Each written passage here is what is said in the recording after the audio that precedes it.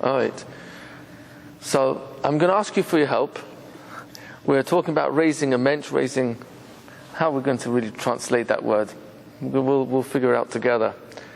In a very challenging society, very difficult times, and challenging values and culture. So I'm going to ask for your help. What are we defining as Mentsch? What do we mean by that? Let's define the product up front. If we could describe a totally accurate, without any exaggeration, description of our 4-year-old son or daughter. And they are fully grown, perhaps married, with children. Define what do we mean by a Mentsch, and let's figure out, working backwards, after we've defined the product up front, work backwards towards getting to that product.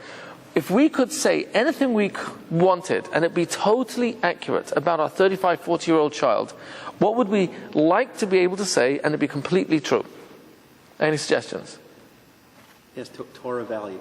Okay, Torah values. I guess that would include everything. Yes. Okay, that would include everything.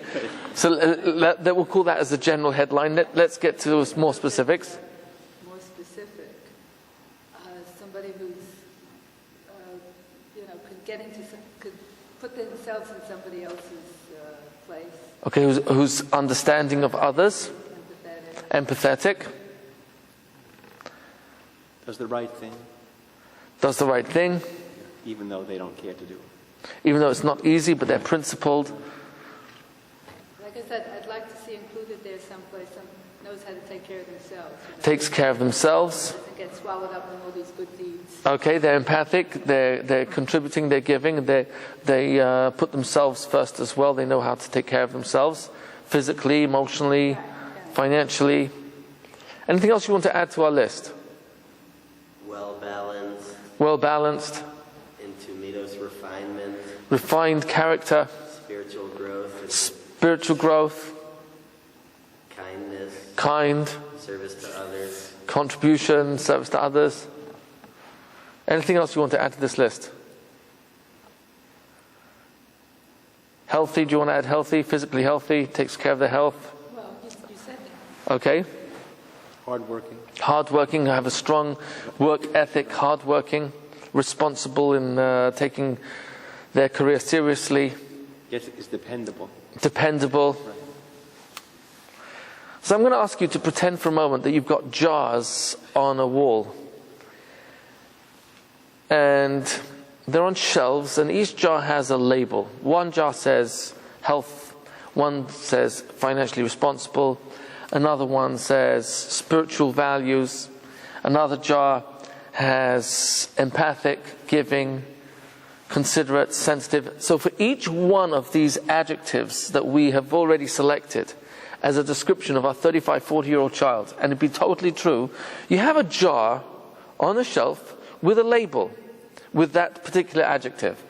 And beneath the label is another label with the ingredients necessary for being healthy, financially responsible, hardworking, empathic, refined character, considerate, giving to oneself without only giving to others, and yet being contributive in the community. So let us now work backwards, and I'm going to ask you to pretend for a moment that we are not discussing parenting here. We're not discussing how to raise a child to be all the above.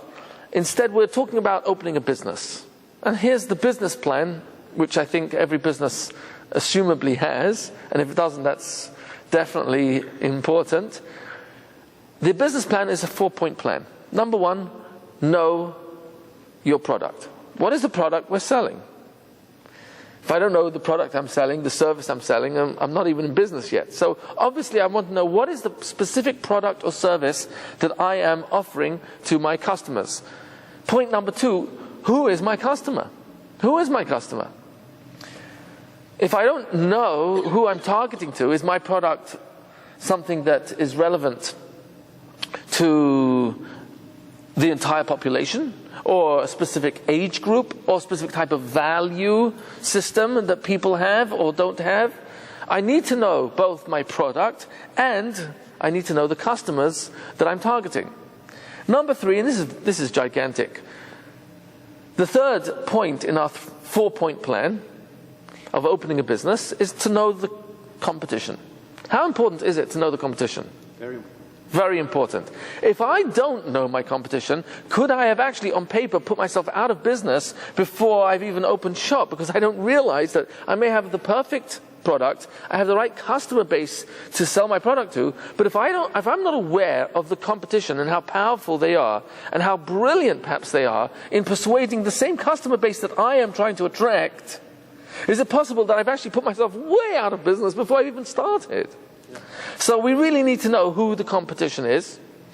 And then number 4, and this is really the clincher, how do I so successfully communicate to my customer the value of my product so that when, not if, when they are persuaded by the competition to buy their version, their product, they look at the ingredients on mine and say, this is much more real.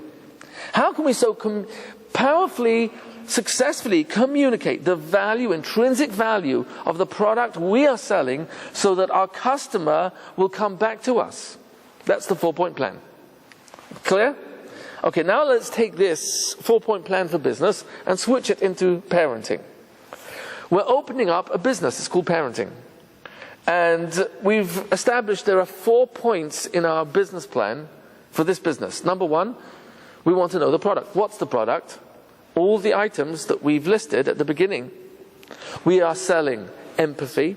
We want our child to be empathic. We are selling compassion, giving, respect, love, taking care of one's health. We're selling to our child, our customer, contribution, being responsible financially, having a good work ethic, having refinement of character. So all those items are jars on shelves in our store. And our store, of course, in this analogy is the home. Our home is the shop, the store, where our customer, our child, comes in and buys our product. What are we selling? We're selling all the above. And our customer is our child. How long is our customer in the store? Well, for the first, until they're independent, around about 18 years, they're in our store for about 18 years. For most hours of the day, except when they're in school or playing truant, they're in our store a long time. And we have a major advantage because they live in our store. And they are exposed to the items in our jars: love, health, physical, taking care of oneself, financial responsibility, spiritual values, character refinement. Probably want to get more specific what we mean by character refinement: respect, giving, sensitivity, happy, control of anger, honesty, integrity, appreciation, gratitude. There's a long list. So now let's get to number 3. We've established the products that we're selling. We've got a wide range of products. We've established who our customer base is, our specific child. Our children are our customers. Who is the competition? Who are we in competition with? Who's also selling to the same customer? Their values, their products. Who are we in competition with? The world. The media. The media is very powerful. Who else are we in conflict with here? Friends, peer pressure. Society at large, the world, all the values of the immediate community and environment, town, country that we live in, that may not agree with our values, whatever spiritual values we have, or our definition of a work ethic or financial responsibility. So let's identify, out of the different competition that we are up against, let's take, for example, the media. If you had to give them a rating, 0 is the least, 10 is the most, for how powerful the media is in their ability to persuade and shape the minds and thoughts and attitudes of young generation, what score would you give him? 10. 10, 11, break the scale. Do I hear 13 in the corner over there? 14? Okay. Well, it's right up there. So the media is very powerful. Why are they so powerful? Do they know that they're powerful? Of course. Are they deliberately targeting my customer, my children? Yeah. Absolutely. How do they do that? What is their strategy?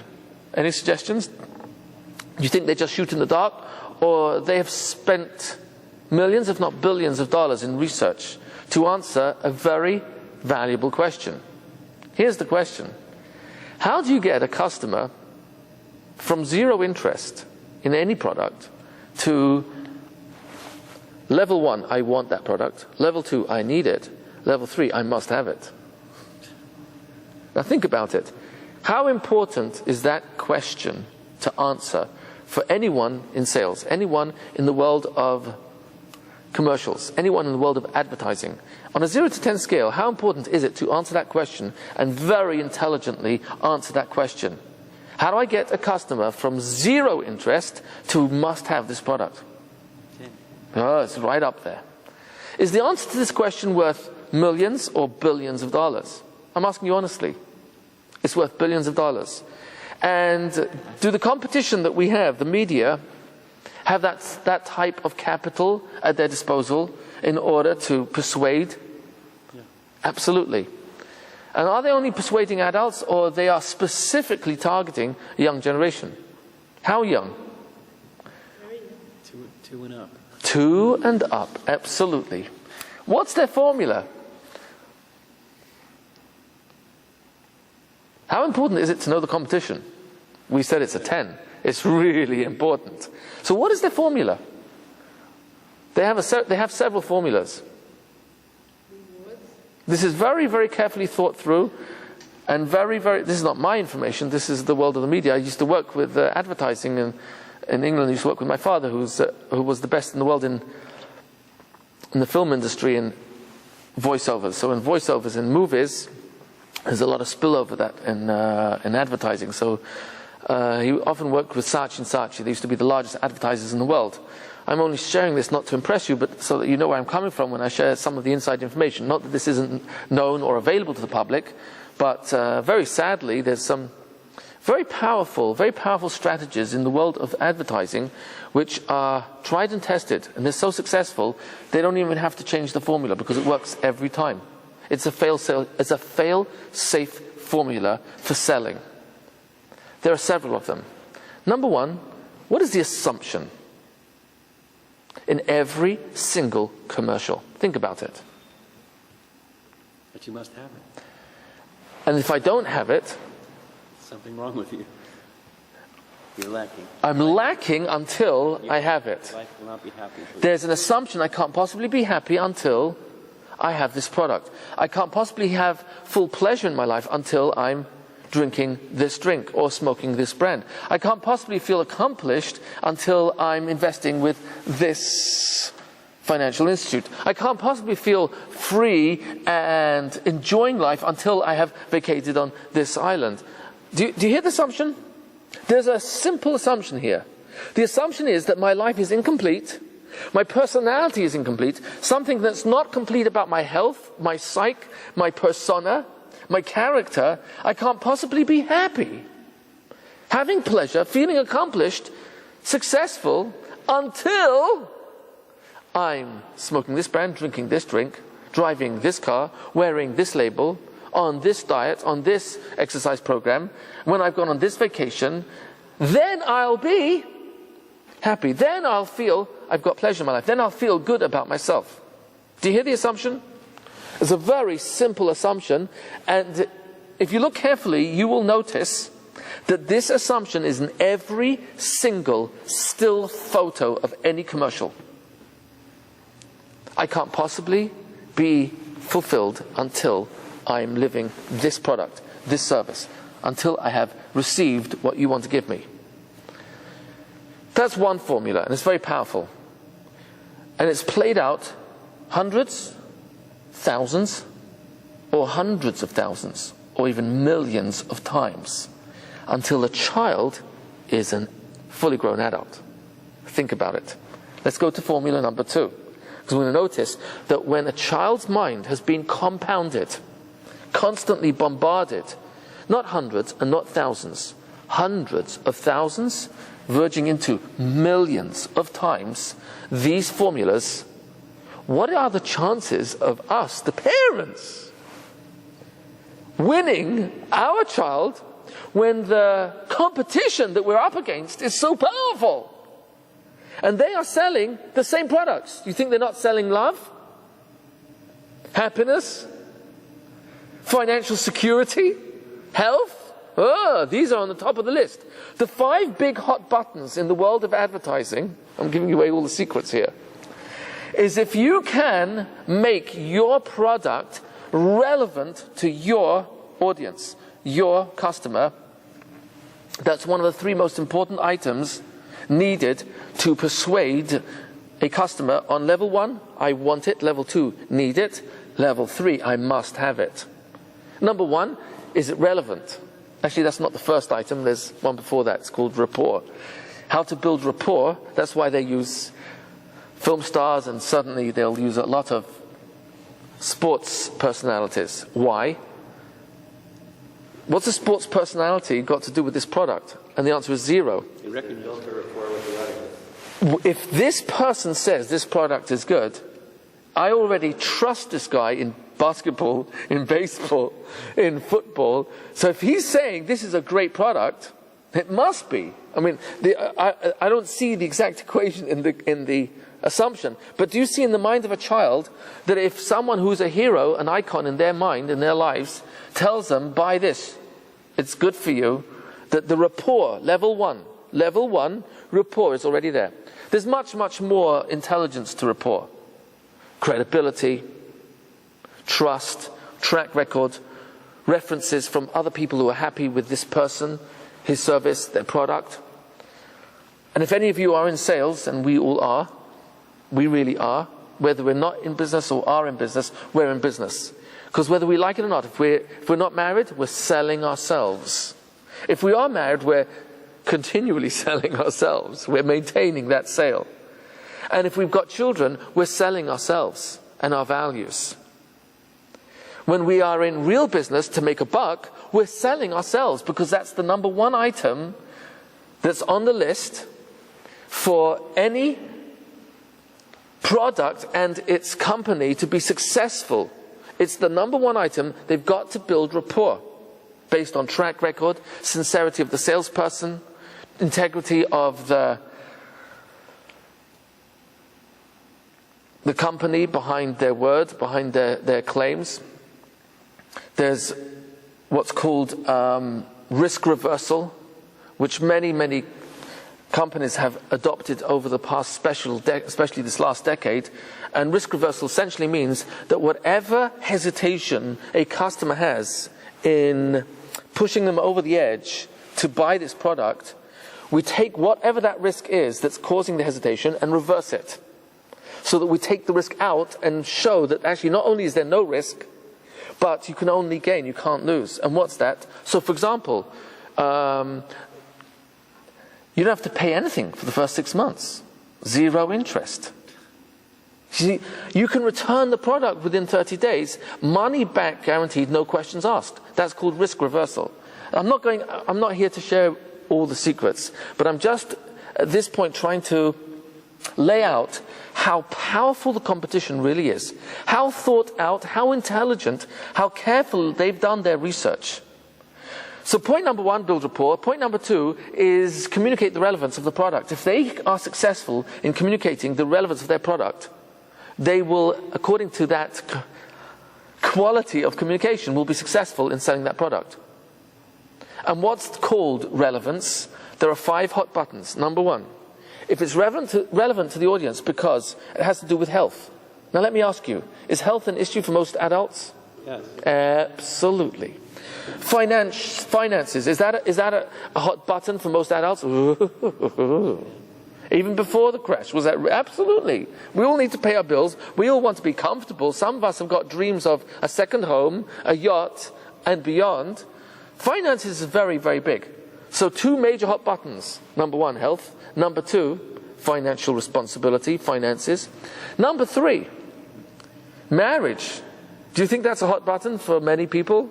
Absolutely. Raising kids, anything to do with children. Do you think that might be a hot button? Yeah, you got some really serious issues.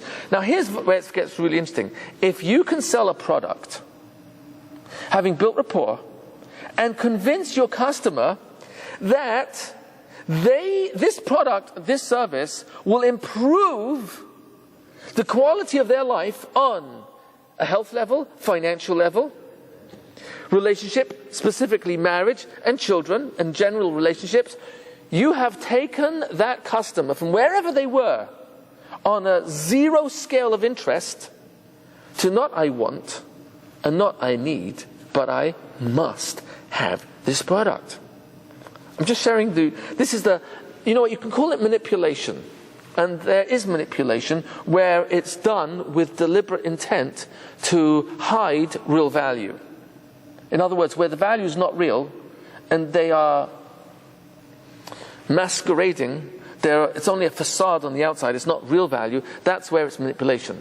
Where it's very likely not manipulation, if this really is intrinsically that valuable, it really will improve a person's health, financial position, their marriage, their life with their kids, etc. Then you have a very serious sale. I'll give you a very simple example. This sounds like it's off the subject, but I want to bring out how powerful the competition really is. Because once we see our position as parents and the superior position we really have, we will, I think, be much more impressed knowing that the competition is that powerful, that we really can and are empowered to be in a position to help our children take off all those jars that we described at the beginning of the presentation. I'll give you a simple example. You're in real estate and you're trying to sell a house, an apartment. If you can divorce oneself of being stuck on the price of the apartment and how beautiful the apartment is, and get a much bigger, wider perspective, and help the customer who's buying this apartment recognize that on these levels they will be gaining. If you can prove to them, I don't want to say prove, but if you can help them see the intrinsic value of how this will improve their health. Why would it improve their health? I don't know. But if there's a way to show them, it's near a hospital, or if you want to show them that the people who live in this particular community are much more health conscious and that will rub off. I don't know. I don't know what the specifics are, but I'm just giving an example. If you can show them that the track record of prices of apartments in this building have been successfully improving over the years, so that what you're doing is not spending money, you're investing in your own future. So you're helping them understand that, oh, this is financially to my advantage. I'm not losing money on this. I'm really gaining. This is a great investment. If you could show them that the community-wise, the people who are on this floor or nearby or in this building are of similar value and would be good as friends, community, relationships, good as role models of family values, friends for your children. You're hitting them on family, marriage, finances, health. You see where I'm going with this? So good advertisers know those are the buttons to press. Those who aren't aware or do it by default are excellent, but if they know, then they can make a much more conscious effort in identifying how do I sell my product, my service to my customer. Let's understand a little bit more, one more formula from the media. And this unfortunately is very, very powerful, and it's responsible for why the media is so confident that they're going to successfully sell anything to anybody. It almost doesn't matter, really doesn't matter what the product is, as long as they know how to hit the vast majority of their audience. And that's the following. About 50 years ago, the world of advertising, I'm not going to identify the specific company, hired psychologists to identify all the national hang-ups, all the emotional pain that exists within society. feeling lonely, feeling unloved, feeling inept socially, feeling overweight, ugly. No one's going to ever want to have a relationship with me. My parents don't trust me. I'm guilty. I don't give my kids enough attention. Whatever it is I feel bad about in myself is on that list. They have taken all the national hang-ups. That means they have identified every single negative emotion within society. It's a long list. Depression, feeling ugly, unloved, socially inept, not getting along with other people, dysfunctional family, whatever I could feel bad about myself, I don't feel intelligent, whatever is all on that list. Then they take on the other side of the paper, so to speak, another list. And parallel to each problem, each negative emotion, they will list the solution. Feel unloved? Feel loved. Depressed? Feel happy. Whatever is on the negative side, here is the solution to my problem. There are only 3 parts to this formula. This formula is so deceptively, brilliantly, profoundly simple. It's ridiculous. It's ridiculous how simple it is. It's so simple, they basically haven't changed it, because it works. There's 3 parts to the formula. Number 1, negative emotions on one list, positive solutions on the other, and point number 3 is the product in between. Well, how are you going to sell the product? Well, that's the easy part. See, once we know who the target audience is that we are selling our product to, it doesn't matter what the product is. It makes absolutely no difference. Once I know, I'm selling to teenagers, or I'm selling to young adults, married, divorced, senior citizens. Once I know who I'm selling to and identify the typical pain experienced in that category, and you and I, literally, you and I, have been categorized under 4 classifications. Number 1, age. 2, gender. 3, financial status. 4, social status. Once we have been identified by those 4 classifications, which category we belong to, so they know which target audience everyone falls into, and now they know which product they want to sell to which target audience, all they have to do is identify the typical pain experienced by that target audience. Take their product, and again I impress, it makes no difference, 0, no difference at all which product you're selling. Take the product and powerfully associate the product with the solution. So that when they create the commercial, these 3 parts of this formula is contained in the commercial. Even a still photo makes no difference. There are lots of examples of this, because every single commercial essentially has these 3 ingredients. And once I, the customer, the consumer, sees, that's me, probably subconsciously, and then I see what I want to be, and the product is what's going to get me there, I'm sold on the product. You follow the formula? I'll give you one very simple example. This is a Canadian product. It's called Speedy Mufflers. And they came up, in England, mufflers are called an exhaust pipe. They came up with the following commercial. It goes like this. You see this young, he must be about 21-year-old, in a sports car, coming into a gas station. And you hear something's really wrong with the muffler. The noise is, it's irritating. And you see this poor young man in the front wheel pulling into the gas station, totally distraught. His face says it all. I am a nobody.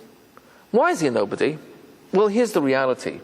His entire life is this is him. This car is him, not just his image. All his money, which is not that much, was leveraged with loans in order to be able to put a down payment and get a lease on this car with various credit cards of his parents, etc. Everything is totally, completely in this car. He is such a nobody that ever since there was an anybody, nobody was more nobody than him. And you see him listening to the noise is unbearable. He comes into the gas station, and the gas attendants change the muffler, the exhaust pipe. He is taken out. This is how the commercial goes. They open the door and they usher him into a waiting room where he sits in a plush leather reclining chair. He's given a cigar and a drink to smoke and drink while they change the muffler. You don't see him pay the bill. He gets back into the car and he drives away, and you hear the sound of the car is so smooth. It sounds like a Rolls Royce. Okay, a Lexus, but really a Rolls Royce. And on the face of this young man, you see total confidence. And here's the caption. Listen to the caption. If you want to be a somebody, buy your mufflers at Speedy. End of commercial. It's not more complicated than that. Think about it for a moment. Even though this sounds subtle, what is the assumption in that statement? If you want to be a somebody, buy your mufflers at Speedy. Which means what? Who am I until I get my muffler from Speedy? Nobody. I'm a nobody. And who is this commercial relating to? That young generation who have fallen into the trap of actually believing their car this is pretty much who I am. I don't know if you've heard this one before. There's a gentleman who buys the new CLR 500, the gorgeous new Mercedes, and like fully loaded, $65,000, $70,000. He parks it illegally outside his office. He doesn't care about the ticket, just wants all his co-workers and everyone to see his brand new toy. He gets out the car, and the truck goes through the narrow alley and rips off the front door. He is stark raving mad. He's jumping up and he is so angry. And a police officer arrives on the scene a few seconds later, says, "What's the matter?" I said, "What do you mean, what's the matter? This truck ripped off the front door of my car." So the policeman looks at him and says, "You know what? You businessmen are all the same. All you care about is your silly toys, your silly possessions." He said, "What do you mean? I just bought this brand new car 2 hours ago. He ripped off the front door." He says, "Yeah, but if you look a little closer, you might notice that the truck also ripped off your left arm." So the young man looks to where his left arm used to be and says, "Oh no, where's my Rolex?" So people can get so attached to their possessions, their car, that this becomes who I am. This is my image. And yet that's not reality at all. And what has the commercial done? Taken who I really want to be, a somebody. I have artificial ways of demonstrating, portraying myself as a somebody without changing myself internally. And one of them is, how do I portray myself externally through my clothes, my car, the zip code, house I live in, etc. And so playing into that, if this man wants to be somebody, he has to buy his mufflers at Speedy. There's no connection between the muffler and self-esteem. But that's how they're making the connection. Do you follow? There are lots of examples of this. I'm not going to give you others, but at this point, let's establish there are several formulas that are thought out over many decades, refined, that every single commercial basically works this way. It's so successful that when one gentleman, I hope I can call him that, was paid the most money ever in the history of advertising at that time. His name was Michael Jackson. He was paid for 186 seconds of his precious time, $11 million, to wiggle his body in front of a camera while they splashed Pepsi all over the lens. And he was holding a Pepsi can. No, actually he wasn't holding the Pepsi can. He was not holding the Pepsi can. That was in the script, but he actually refused to hold it while he was dancing. Instead, they had to scream out Pepsi on the signature tune and splash it all over the place. He refused to hold the can in his hand because he said that this is not a healthy drink. I'm a man of integrity, you understand. So he was paid $11 million. $11 million. I would have done it for half the price. Anyway, $11 million for 186 seconds. Sony saw the sales of Pepsi go right through the ceiling. So impressive. They signed up Michael Jackson for a 10-year contract for $2 billion. A lot of money. Why? Because there's an association. Michael Jackson. Cool. He drinks Pepsi. Oh, if I drink Pepsi, I'll be cool like Michael Jackson. It's a ridiculous connection, but it's a connection nevertheless. Because here I am feeling perhaps bad about myself or my body, and I'm being shown a association between something that I want and what I don't yet have, Oh, so if I drink Pepsi, I'll be cool like Michael Jackson. It's a very shallow formula. And when Saatchi was challenged, do you really believe that millions of intelligent adults, not children, adults with PhDs, doctorates, master's degrees, discerning minds, excellent education, are really buying your products because of your commercials? I mean, these are such shallow formulas. They're very powerful, but it's very shallow, very simple. Do you really think adults are buying your products because of your commercials? Do you know what their answer was? We don't care. We don't care. You're spending billions of dollars. Calvin Klein has billions of dollars in their budget. Billions. I heard that once from an attorney on Calvin Klein's budget. Billions of dollars at their disposal. And they came up with a brilliant concept. What was their concept? Black and white still photos. Do you know how much money they saved on full color processing? Black and white still photos depicting two messages. Sex is about to happen, or it just did.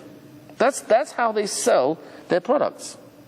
Billions of dollars. How could they say, we don't care if you don't buy a product?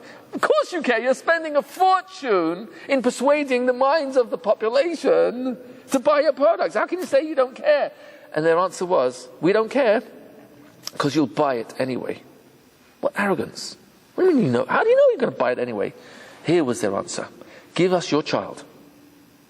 For the first 10 years of their life, we can sell them anything for a lifetime. How many commercials has the average kid in America seen by the age of 10? It's approximately 250,000 commercials. 250,000 times, a child with not yet a fully discerning mind has seen the formula happiness, love, responsibility, feeling good about myself, self-esteem, feeling that I'm moving ahead in my life, that I'll be accomplished or I'll be successful, having pleasure, be happy. All that I'm looking for in my life is being associated to products and lifestyle. And so no wonder we've got young teenagers who really believe that if they only lost weight or had this shaped body or could afford this particular label in this fashion or drove this car, they would be so happy. As shallow as it is, it's so penetrating because they've seen, heard vividly in all modalities, not hundreds and not thousands, but hundreds of thousands of times. By the time they're a teenager, we're just talking about the age of 10, by the time they're a teenager, for some kids who actually watch television a lot more, you're talking about close to 1 million times. Happiness is not a choice I make. Love is not a choice I make. Financial responsibility is not a choice I make. It's how much money I can leverage, how much credit, debt I can leverage. Incredible. Love is not what I give to others. Love is what you will make me feel. Oh, so it's all a one-way street in the opposite direction. Happiness is not looking for the good that's already in my life and building on that. No, happiness, according to the commercials, is what I haven't yet got. That's what's going to make me happy. Think about it. So that they are selling in their jars, in their stores, the exact same label. Love, happiness, health, financial responsibility, work ethic, etc. And yet, when you look at the ingredients of both jars, you will see massive difference. Happiness. Yeah, what is happiness? Is it enjoying what I have or what I don't yet have? What is happiness? Enjoying what I have. Happiness is counting what I've already got. And that's not mediocrity. That's training myself that when I'm blessed with more, I'll enjoy that too. I'll count that too. But if I'm not counting what I've already got, where's the proof, the logic that dictates that when I get a bigger home, when I build the extension, when I move to this income, when I get into this community, when I lose weight, when I get into these clothes, when I can afford that car, when I vacate that island, then I'll be happy. One second. If I'm not counting whatever good is in my life, my wife, my children, my finances, my health, my wealth, if I'm not counting the good that's already there, where's the logic that dictates that when I get more, then I'll be happy? I'm not counting what I've already got. In fact, what am I training in? Training in what I do have, or training my mind to count what I don't have? If I'm training my mind to count what I don't yet have, and that's what commercials are all about, I'm actually training myself in unhappiness, in the name of the pursuit of happiness. Is it any wonder that we have such a unique generation, completely unique? Never ever before in the world history of mankind has there been a generation with so many comforts and luxuries, conveniences, amenities, and yet there's no correlation between that and happiness. No correlation. Would you expect that in the generation that has the most comforts ever, Tsars, kings and queens of 100 years ago, even the opulence they lived in did not have many of the simple amenities that we take for granted? Is that accurate? And yet can we claim that we have more happiness than any other generation in world history? Very sadly, that's not the case. There's probably more mental illness, more stress, and more pain in relationships, whether it's with money, in health, in family, extended family, than any other time in world history. Something's really weird. And the answer is, one of the answers, the world of commercials is training the minds of children to buy a concept that happiness is not a choice I have to make. It's what has to be in my life that makes me happy. Slim wife, more money, better job, better status, better car, better zip code. And yet that's really training me not in happiness and in the pursuit of it, but it's training me in frustration. Because what I don't have is always going to be more and more and more. Happiness is the exact opposite. It's counting what I've already got. And it's not mediocrity, that's planning and training myself.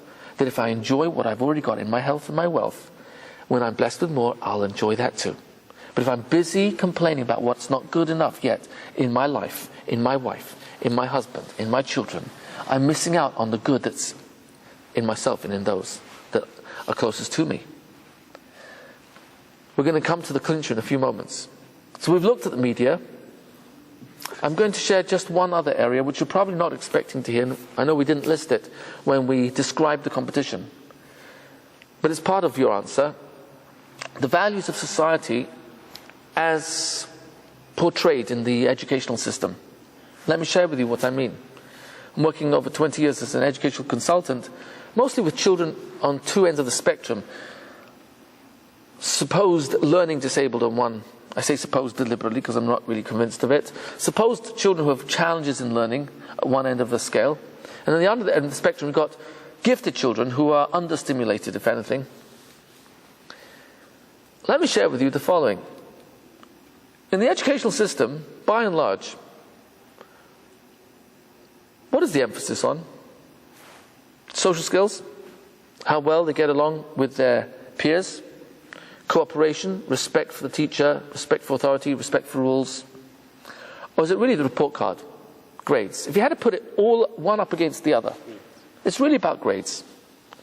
See, here's the problem. It's one problem and it's massive, it's gigantic.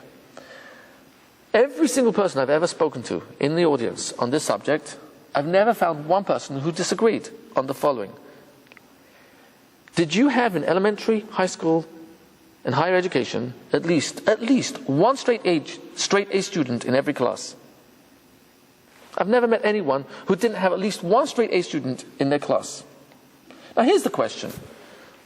In the minds of all the other children, even in the teacher, possibly the parents as well, principal of the school, who is a candidate for success in this classroom? Who is the candidate for success in life in this classroom? Preschool, first grade, elementary, upper elementary, middle school, high school. Who is the candidate for success? Let's face it. Who? Straight A student. Academically bright. IQ, intelligence quota, very high. Analytical ability, short long-term memory, very impressive. And that, I think, is an honest assumption and an accurate answer to the question, who is a candidate for success in life in the minds and eyes of all the children in that classroom, the straight A student? Here's what's really very revealing. It's not mine. Dr. Gardner is the one that most popularized this concept of multiple intelligence. Daniel Goleman is also responsible in his works on the subject of emotional intelligence. Let me share with you the following. There are about 7 or 8 different types of intelligence. Academic intelligence is one. But not only is it not all-encompassing, inclusive of all the others, not only is it not that, in isolation of the others, but if one were to line up all the different types of intelligence, line them up on a table, and identify which one of these, or combination of them, is really the criteria for a successful adult, the answer is very surprising. It's not the academic intelligence, not even by far. Let's look at them very quickly. You've got spatial intelligence. Spatial intelligence means acute awareness. Those are the 2 key words. Acute awareness that a child has for space, height, breadth, depth, color, contrast. Children who are artistic, graphic artists, architects, are typically spatially intelligent. You've got a child who's got an acute awareness for numbers, mathematical intelligence. They're good with sequencing, patterns. You've got another type of intelligence, musical intelligence. A child who has acute awareness of sound, beat, rhythm.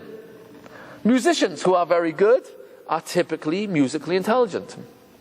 You have kinesthetic intelligence, coordination of body limbs, hand-eye coordination, leg coordination. Athletes are typically kinesthetically intelligent.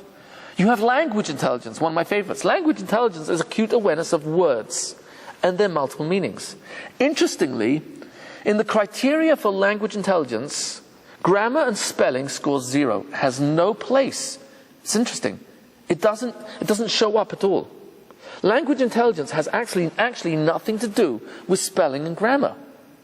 It has everything to do with the acute awareness of words and how words have different meanings. Salespeople, good salespeople, are typically language intelligent. Politicians are very often language intelligent. People who are street smart, good with their mouths, persuasive. Good teachers are often language intelligent. The one that's the most valuable, if you like, and we're going to look at this right now, is emotional intelligence. Emotional intelligence is acute awareness of 2 things.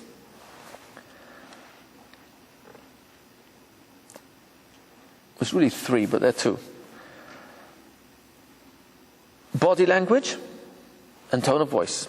Now, body language is a general term. Facial expressions is a subcategory of that. So in that sense, it's really 3 things. Acute awareness of body language, tone of voice, facial expressions. People, children, adults who have acute awareness of other people's body language, tone of voice, facial expressions, and pick up quickly when there's a switch in how a person's talking, what they're saying, how they use their body, their tone of voice, are sensitive to other people because of that, because they quickly read other people. They are most apt to being sensitive, appreciative, grateful, loving, understanding, empathic, considerate, respectful. It's a long list. Emotional intelligence, especially in the arena of interpersonal intelligence. There's 2 parts to emotional intelligence, interpersonal and intrapersonal. Interpersonal is acute awareness of other people's body language, facial expression, tone of voice. And intrapersonal intelligence is that arena of emotional intelligence which accounts for acute awareness of oneself, one's own body language, one's own tone of voice, one's own thoughts and feelings. And when there's a switch, picks up very quickly on that, as opposed to years of therapy or eventually discovering that I think I've been taken advantage of all these years, and now I wake up not realizing it. Emotional intelligence accounts for getting along with other people. People who have friendships and for long term are often emotionally intelligent. People who find it easier to get along with people are often emotionally intelligent. Now here's where it gets interesting. You could have many C students who are popular, emotionally intelligent, sensitive, giving, understanding, respectful, cooperative, generous, considerate, sensitive, and yet be failing academically. But in the real world, and here's the real hard question to answer. It's easy, but it's hard, because it's painful. In the real world, what counts the most? In the real world. Let's identify the real world. Let's define the real world. The real world, marriage. The real world, raising kids. The real world, earning a living. In those three areas, what counts the most? Academic intelligence, how brilliant my mind is, which academies I graduated from, which universities, what letters after my name. Is that what accounts for my success in the real world? Marriage, raising kids, earning a living?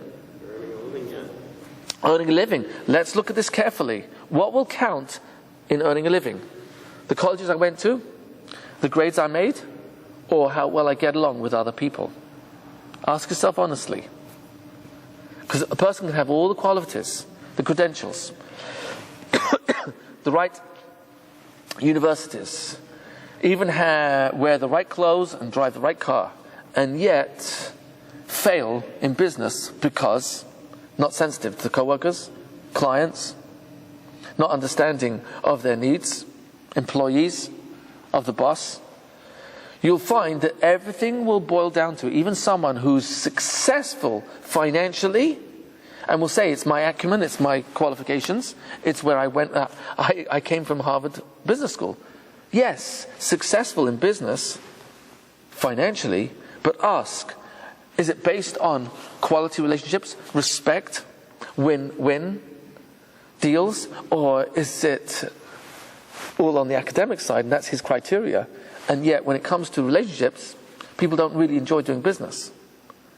And when it comes to any of the others, think about it.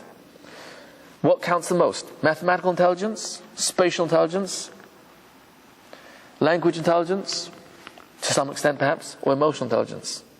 Emotional intelligence wins hands down in all three arenas: marriage, raising kids, earning a living. Because I'll ask you an honest question. Do you think people who are making a lot of money and can easily point fingers to their business acumen, the business schools they came out from, they're doing very well financially, and yet hate their job? What do you think hating job has to do with? Mathematical intelligence, academic intelligence, spatial intelligence, kinesthetic intelligence, musical intelligence, or emotional intelligence? It's always emotional intelligence. Emotional intelligence wins hands down every time. By default, what is the educational system selling to my child? What's preparation for the future? What's going to count the most? I'm not taking away from academic intelligence. I'm just putting in perspective when you put it into the context of what counts the most. And this brings us to the close. There's much more to be said on this subject, but we get to number 4 of the 4-point plan of parenting. Number 1, we said, know the product. Number 2, know the customer. Number 3, know the competition. We've only identified 2 parts of the competition. There's much more. We talk about peer pressure. There's this piece is gigantic, which we didn't even get into, and that's the world of finances. Today, the world of finances is so opposite to real responsibility that the more money a person can leverage, the more credit they can get, the more they are able to artificially look as though they're wealthy. So that on paper, it almost looks like I'm doing very well. Outwardly, looks extremely impressive. The car, the house, the clothes, the type of toys that I'm able to afford. And yet, is it possible that I have been persuaded by a financial institution, globally, so to speak, that works on the following? What did you and my grandparents do when they couldn't afford something? What did they do? They saved. Or they did without.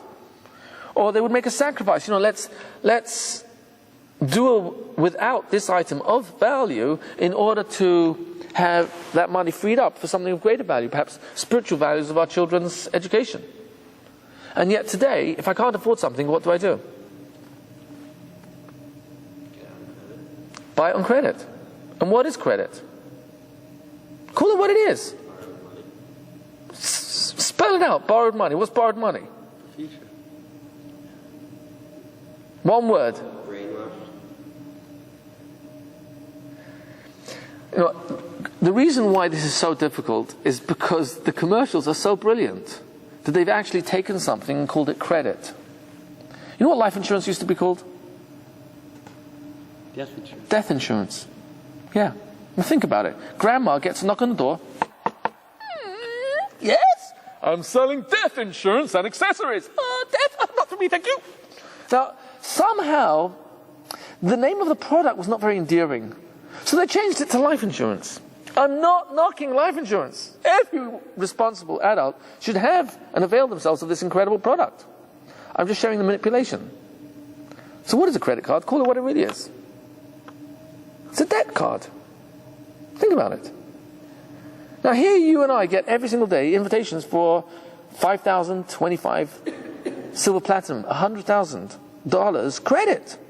Pre-approved. And sometimes it's actually tantalizing. But call it what it really is. Can you imagine how enticed you would be if you got the following in the mail? You've been pre-approved for $25,000 additional debt, over and above all other debts you presently have.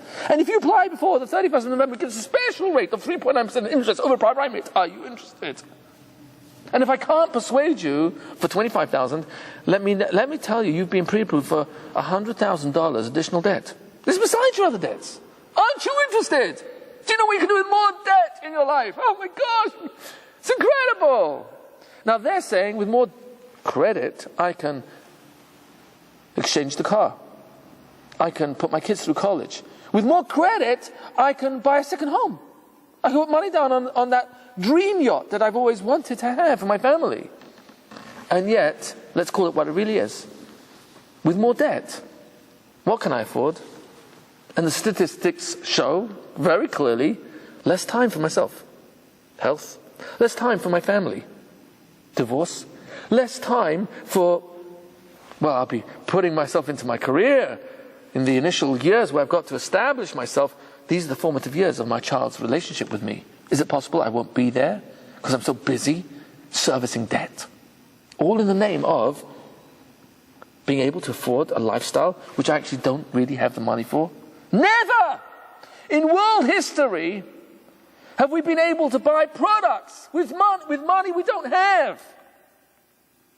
Amazing. And buying products we don't need to impress people we don't like. Amazing. But that is reality. Am I exaggerating, or is that really how it is? And our kids are raised seeing mum, dad use credit cards all the time without much education from school or sometimes home in explaining to a kid how a credit card statement actually works. Minimum due is a very dangerous number. Shoot for at least somewhere between minimum due and what's really owed. Reduce the debt, reduce the interest. But if a kid doesn't understand that, is it possible they're going to fall into the trap of believing, I can have it now? All I need is credit. And really it's debt. And with the consequences of debt, both for oneself's health, family, relationships, time. And that's the society that our children are in competition with. So here's the clincher. How do I get to number 4, which is communicate the value in my product that I want to sell of love, happiness, financial responsibility, health, refined character, etc. If I'm in competition with this is what I'm up against. The financial world, the media, the educational system. I have no chance. So, without getting too spiritual, what does the Bible have to say about parenting? By example. Example. And we'll find it in Deuteronomy 6. Shema Yisrael, listen. Over there you'll see a 6-point plan for parenting. And how am I supposed to communicate my values to my child? The terminology there is V'shinantam levanecha. The terminology there means chew these words with your child. What do you mean chew? The word Veshinantam doesn't mean teach. That's a wrong translation. Veshinantam comes from the word Shane. What does Shane mean? Shane means tooth. Veshinantam, chew to them. What's that mean? What do you mean chew them? Well, let me ask you, when your wife bakes you your favorite cake or meal, and you say to her, this is delicious, could I have another helping? Does she believe you? Maybe yes, maybe not. Maybe you're sincere, maybe you're not. But let me ask you, which is more convincing? Saying to her, this is delicious, can I have another helping? Or not saying anything? Instead, all you do is,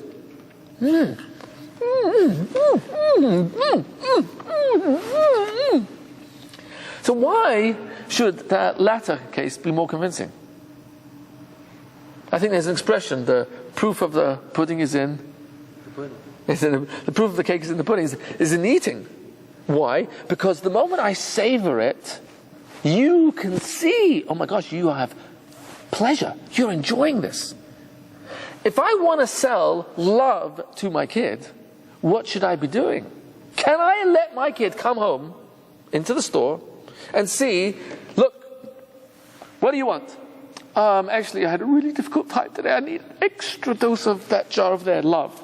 We're out of it today. Come back another time. Look, I've got problems with the management right now. Just leave me alone. Can I afford to be out of inventory of a product called love?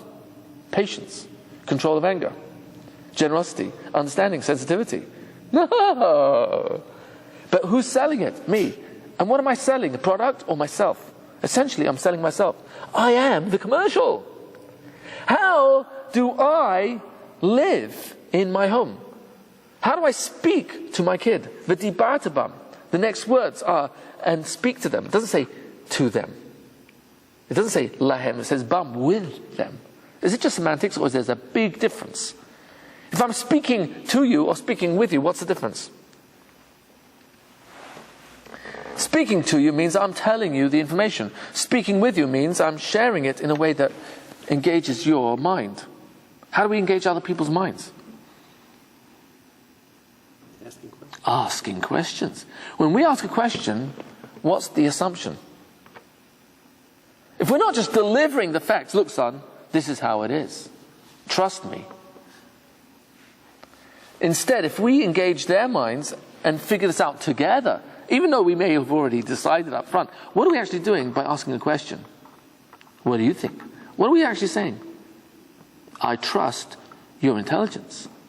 That's very powerful. V'dibarta, speak with them. And how do we best communicate? B'shivtecha bevitecha, in how we sit in our home, how we live at home, what we'll discuss and what we won't discuss at the table, what magazines we'll read, what magazines we won't read, what TV shows we watch and what we won't watch, what programs, what internet sites we'll go into, what we won't. How we live in the home is the commercial to our child. Hundreds of thousands of encounters. Thousands of encounters a week. Thousands. Every time eye contact, every time we pass through a corridor, come out bathroom, bedroom, living room, go through the hallway. Every encounter, smile or not, hug or not, how we greet our kids, how we don't greet our kids. Every single encounter is a commercial. And we have millions of commercials. And I am the commercial. And I can always change the commercial. My financial habits, the way I love or don't love, the way I have happiness or not happiness in my life, how I blame or don't blame, how I complain about others for ruining my life or don't, take responsibility for myself, how I use the A, B, C, D, E of getting out of responsibility. A, accuse, B, blame, C, complain, D, deny, E, give excuses in front of my kids. So they learn that when things go wrong, A, accuse, B, blame, C, complain, D, deny, E, give excuses, as opposed to take responsibility. Figure out what can I do to change me and change the variables that are acting with me, to me, against me. Essentially, the bottom line is, the making of a Mentsch is identifying what we want up front and then being that for them inside of ourselves. And to whatever extent I have not succeeded till now doesn't matter. Because what matters not is the past, but who am I becoming from now onwards? Because that's who my child will remember. Even if I messed up big time. At my funeral, who will my child remember? All the years where dad threw tantrums, was in a rage, lost his patience, was irresponsible financially, Or will my child remember the years of struggle where I worked on my anger, my rage, worked on being more responsible financially, taking care of my health, losing weight, taking my exercise program more seriously, and I struggled with that, not for weeks, months, but years, until it became more even keel, even more consistent in those areas. Which memories will we be leaving behind that will be most prominent in the minds of our children? The negative track record, or the struggle and whatever success we accomplished? The most important memories are the commercial that we became through the struggle that we had. And that is what we're selling. And in that sense, we're empowering ourselves that it's never too late to change the commercial. Thank you for your patience.